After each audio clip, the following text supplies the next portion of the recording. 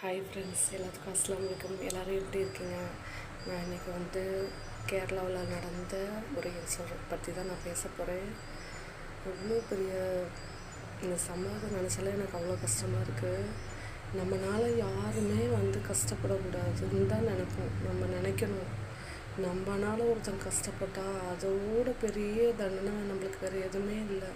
இந்த உலகத்தில் நம்ம என்னத்தை கொண்டு போகிறோம்? எதுவுமே இல்லை. சுத்தமாக எதையுமே நம்ம கொண்டு போக முடியாது. எல்லாத்தையும் விட்டுட்டு தான் போகிறோம். இந்த உலக வாழ்க்கைக்காண்டி ஏன் கொஞ்ச நாள் வாழ்க்கைக்காண்டி இப்படி அடுத்தவங்க உயிரை பறிக்கிறதும், அடுத்தவங்களை கஷ்டப்படுறதும், அடுத்தவங்களை நோகடிக்கிறதும் இப்படி நம்ம பண்ணவே கூடாது ஃப்ரெண்ட்ஸ். நான் சொல்லிக்கிறேன் சகோதரிகளே, அம்மாவாக இருக்கட்டும், தங்கச்சியாக இருக்கட்டும், தம்பியாக இருக்கட்டும், மகனாக இருக்கட்டும், மகளாக இருக்கட்டும், பக்கத்து வீட்டுக்காரங்க இருக்கட்டும், அடுத்தவங்களாக இருக்கட்டும், எந்த ஊருக்காரனாக இருக்கட்டும், நம்ம எந்த மதத்துக்காரங்களாக இருக்கட்டும், நம்ம யாரையும் நோகடிக்கக்கூடாதுன்னு தான் மனசில் நினைக்கணும். நம்ம நினைக்கிறதா நம்ம செய்வோம். அடுத்தவங்களை நோகடிக்கணும்னு நினச்சா அதை நம்ம பண்ண தான் செய்வோம். அடுத்தவங்க மேலே போராமப்படணும்னு நினச்சா நம்ம போராமல் தான் படுவோம். அவனுக்கு கெட்டது நடக்கும்னு நினச்சா நம்ம மனசில் நினைக்கிறதானே நம்ம செய்வோம். நம்ம ஏன் அப்படி நினைக்கணும்? ரொம்ப எனக்கு கஷ்டமாக இருக்குது. அந்த பொண்ணு பஸ்ஸில் போயிட்டுருக்குது, அவருக்கு தெரியாமல் கைப்பற்றுச்சான்.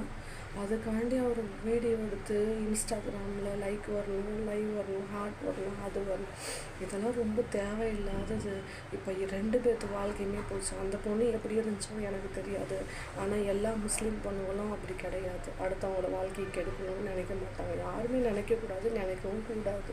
அதுக்கு நம்மளுக்கு உரிமையே இல்லை சுத்தமாக. அந்த இன்சிடென்ட் நான் கேள்விப்பட்டதுலேருந்தே எனக்கு சுத்தமாக தூக்கமே இல்லை. நம்ம எப்படி இருக்கணும்? ஒரு சமூகத்தில் இருக்கவங்க எல்லாரும் ஜாதி மதம் பார்க்காம எல்லாம் ஒற்றுமையாக பழகிறோம். ஆனால் இந்த பஸ்ஸில் நடந்ததை வச்சு எல்லாரும் முஸ்லீம்களை கண்டாலே அப்படி வெறுத்து ஒதுக்குற மாதிரி நினைக்கிறாங்க. ஐயோ, அவங்களா இந்த மாதிரி ஆளுங்க தான் இப்படி பண்ணிட்டாங்க அப்படின்னு நினைக்கிறாங்க. ஃப்ரெண்ட்ஸ், தயவுசெய்து அப்படி நினைக்காதுங்க. எல்லாருமே அப்படி கிடையாது, ஓகேங்களா?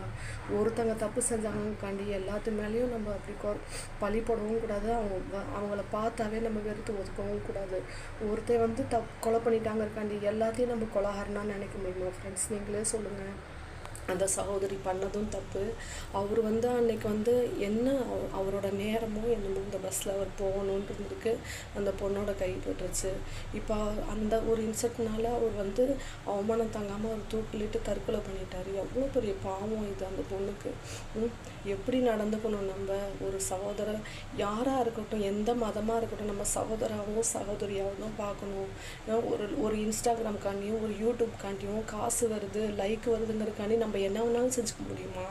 லைக் வருது, காசு வர்றதுங்கிறக்காண்டி நம்ம பெத்த பிள்ளையை கொல்ல முடியுமா? என்ன நீங்களே சொல்லுங்கள் ஃப்ரெண்ட்ஸ். அப்படி செய்யக்கூடாதுங்க ஃப்ரெண்ட்ஸ், ரொம்ப தப்பு. இந்த மாதிரி இன்சிடென்ட் இனிமேல் வரவும் கூடாது. அல்லாட துவா பண்ணுங்கள், நானும் துவா பண்ணுறேன். உங்களுக்கு கடவுள்கிட்ட துவா பண்ணுங்கள்.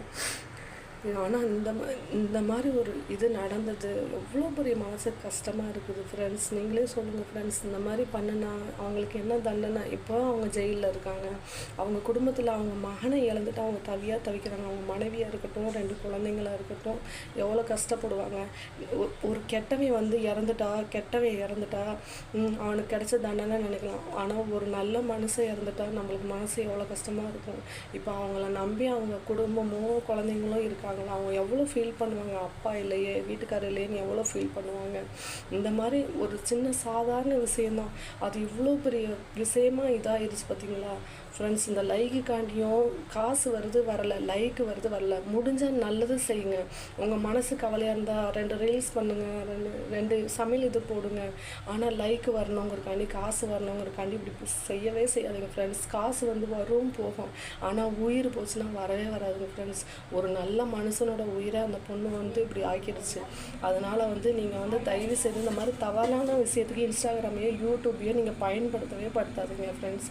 என் மனசில் உள்ளதை நான் சொல்லிட்டேன். ஏன்னா யார் மனசையும் கஷ்டப்படுத்தக்கூடாது. நான் யாரையாச்சும் திட்டா கூட நம்ம என்ன நினைக்கணும்? ஐயோ, அவங்கள திட்டோமே, அவங்க மனசு கஷ்டப்பட்டுருக்குமேன்னு தான் நம்ம நினைக்கணும். அதுதான் மனுஷனோட தன்மை. அடுத்தவங்களை துன்புறுத்தி தான் நம்ம லைக்கும் ஷேரும் பணமும் சம்பாதிக்கணும்னு நம்ம நினைக்கவே கூடாது. அது மனுஷனோட தன்மையே இல்லை ஃப்ரெண்ட்ஸ். மிருகத்துக்கு கூட அன்பு இருக்குது. ஆனால் இந்த மனுஷனுக்கு ஏந்தோ இந்த மாதிரி கேவலமான புத்தி போகுதோ தெரியல ஃப்ரெண்ட்ஸ். சரிங்க ஃப்ரெண்ட்ஸ், எனக்கு வேலை கொஞ்சம் இருக்குது. நான் இதை பதிவிட்டுருக்கேன். நீங்களும் துவா பண்ணுங்கள். இந்த மாதிரி நிகழ்ச்சி இந்த மாதிரி நடக்காமல் இருக்க நானும் துவா செய்கிறேன். Bye friends.